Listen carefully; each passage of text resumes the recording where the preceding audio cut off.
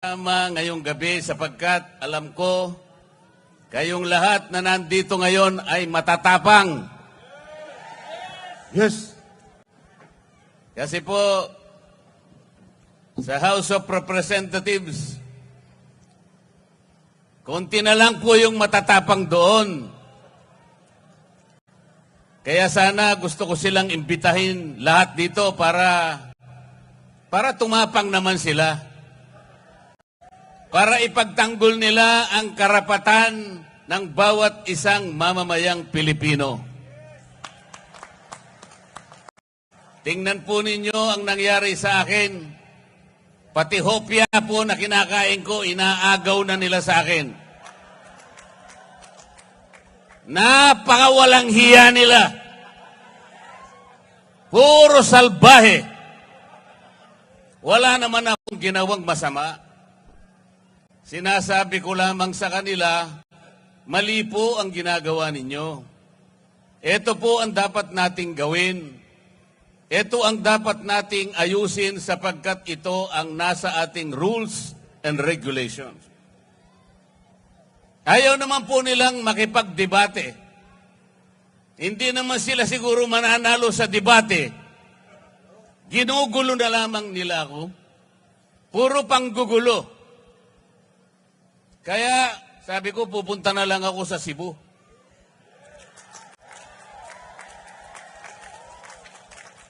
Mas gusto ko pang kausap ang mga tunay na tao na nandito ngayon. Sapagkat sila, alam nila ang problema ng ating bansa ngayon. Ang presyo po ng bilihin ngayon, lalong-lalo na po ang pagkain, masyado na pong mataas. Kawawa na po ang ating mga kababayan, lalo na po yung nasa panig ng mahihirap. Hindi po nakikita ngayon ang problema na yan. Kaya lalong lumubha ang kahirapan sa ating bansa dahil sa korupsyon. Lubog na hirap ng humirap ang ating buhay. Tingnan po ninyo, halos 30% po ng pera ng bayan ay napupunta lang sa korupsyon. Ano po ang epekto nun? Pati education nagsasuffer. Pati public health nagsasuffer. Sinasabi ko po sa kanila, napakinggan nila ako, itinuring nila akong kalaban. Kalaban nilang lahat. Tinanggalan po ako lahat ng committees sa House of Representatives. Ipinaglalaban ko lang naman na ibaba natin ang presyo ng kuryente sa bansang ito. Tinanggal po nila ako sa Committee on Energy. Inobjekan ko po yung bill na sinusulong nila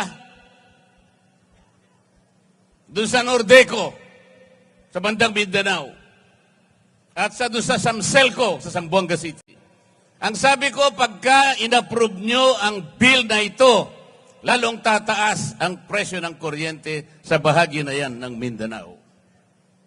Ayaw po nilang maniwala.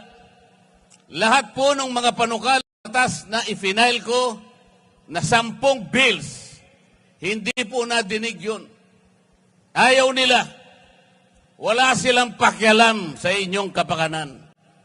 Ang gusto nila siguro, tumaas ang kuryente sa ating bansa. Alam po ba ninyo kung ano yung pinapangunahing layunin ng batas sa kuryente? Ang sabi ng batas, let us ensure the delivery of affordable rates of electricity to every Filipino. Affordable! Sa Bisaya, barato. Barato ba ang presyo ng kuryente sa Cebu?